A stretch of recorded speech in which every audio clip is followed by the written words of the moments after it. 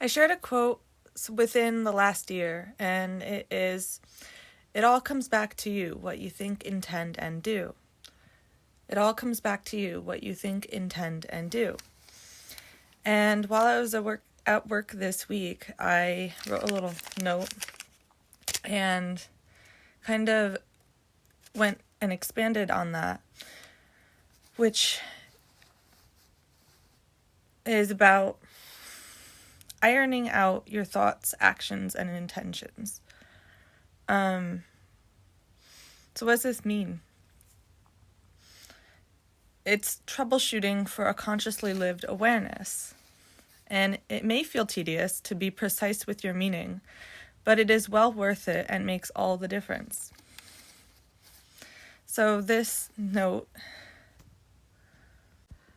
really came from a message that was flowing through me based on how often I troubleshoot my own thoughts, actions, and intentions, or how often I iron them out, you could say.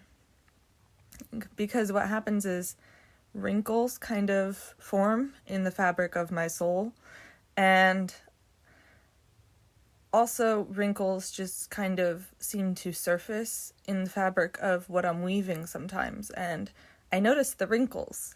And I don't know if you can kind of get what I'm saying, but ultimately the path I laid out was not the smoothest, but I always look back at the path, at the fabric of my experiences, and reflect on them and make sure that they're really what I want to send out.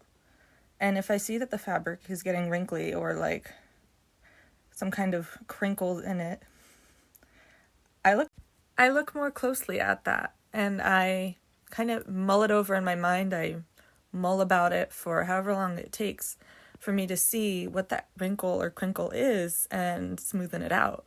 And smoothing it out just means touching up or editing or troubleshooting. Yeah, perhaps touching up and editing is what I really mean. But troubleshooting is also a good word, I suppose.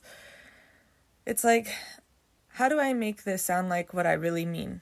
How do I present this thought, action, or intention? How do I send out those ripples, those waves, that frequency with as much alignment with what I want to send out and what I really mean as possible? And that can be tedious, like if it's a daily process where you are ironing out every little wrinkle that you see. But it's so worth it when you do it. Like, it's so worth it to be able to move through your day without being against going back over what you've laid out and making sure it is as smooth as possible, to make sure that your path is as smooth and in alignment with what you want and what you mean as possible. And like, I could get annoyed with how often I do this. It's almost it's almost like this compulsive thing I do now, but it's just a practice, really. It's a practice I work at really diligently and take very seriously. And it's like it takes into account that everything you do matters. Like, all of your thoughts, actions, and intentions, they matter. So by no means am I saying that it's wrong to not do this, or that you really need to. It's up to you, of course. But maybe consider this as a practice in the future.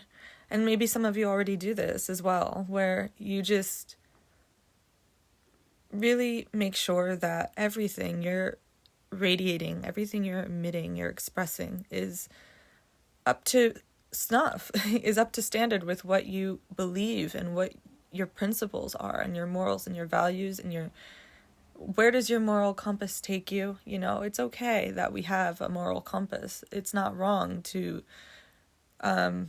really utilize it to the fullest if we really want to be mindful, aware people of the universe, humans. You know, we have this very impressive gift of emotional intelligence, and regular intelligence. What I have been describing lately as the god and goddess, nature and nurture. And it would be really cool to see more people really utilizing their emotional intelligence more and letting it really complexly mix with the regular intelligence.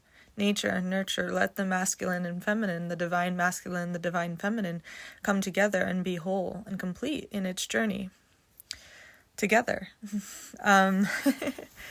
So, yeah, I just wanted to share that. I feel like it's a really important, strong message that I have to let flow through me to you. And let me know if this resonates with you and sounds like a practice you do or you would like to do in the future. And I'm here for support. I'm fully supportive of a practice such as this and sharing my ways of using it, utilizing it. And I would love to share more with anyone interested in doing this as well, because it feels really good at the end of the day to have ironed everything out and been very precise and diligent in this practice, because it means I'm in alignment with what I really want and what I'm really trying to express, what my meaning is. What is my meaning?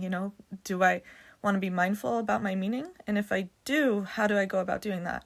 So I'm here for support if you are interested in just being more mindful in general. I think that's a big journey a lot of us eventually take in this crazy ride of Earth.